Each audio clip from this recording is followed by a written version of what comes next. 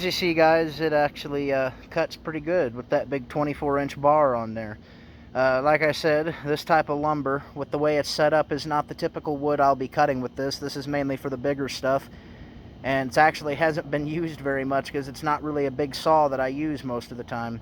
The wood that it cut with this video is more for the 455. But yeah, like I said, I figured I'd put the big lug through something before I go dark on the channel for a while. Now let's go ahead and move on to the main saw that we will be working with. Alright guys, now time for a cold start. This old 455 has not been started, and I'd say give or take a week. So, good opportunity to cold start it and show you how good it cranks up. And then we're going to cut the same lumber with it. Whew.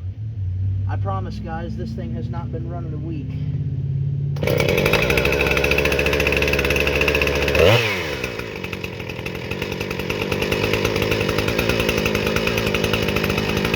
There we go.